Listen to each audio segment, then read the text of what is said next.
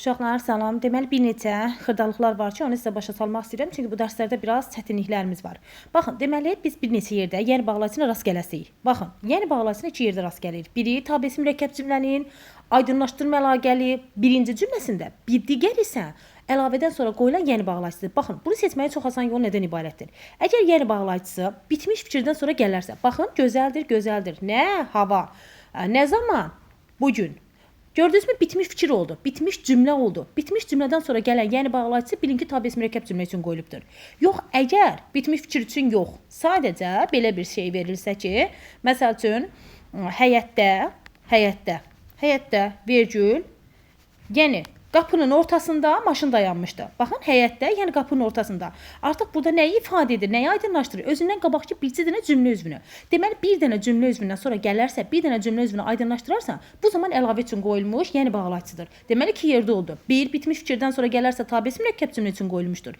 Yox, əgər bir dənə cümləni aydınlaşdırarsa, bu zaman əlavədən qabaq qoyulmuş, yəni bağlacısıdır həyətdə, yəni qapının ortasında. Yəni qapının ortasında olan əlavə həyətdə cümlə üzvünün yəni bağlacısından aydınlaşdırılmış hissəsidir. Bir də uşaqlar qarşımıza qoşa nöqtə çıxasıdır. Deməli qoşa nöqtə.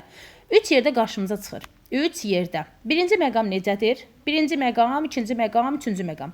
Əgər qoşa nöqtədən sonra dırnaq işarəsi açılsa, bu vasitəsi nitq üçündür. Qoşa nöqtə bitmiş fikirdən sonra gələrsə, məsələn deyirəm ki, hər yer yamyaşıl idi. Qoşa nöqtə. Bitmiş fikirdən sonra gələrsə, bu aydınlaşdırma əlaqəli tabesi mürəkkəb cümlə üçün qoyulubdur. Bundan əlavə dediyim, yəni bağlacısı ilə eyni məntiqə söykənir yenə.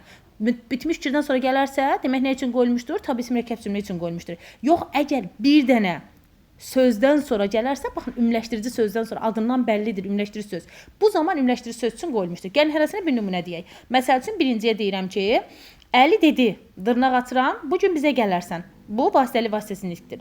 Digərini deyirəm, bugün hava gözəl idi. Qoşa nöqtə.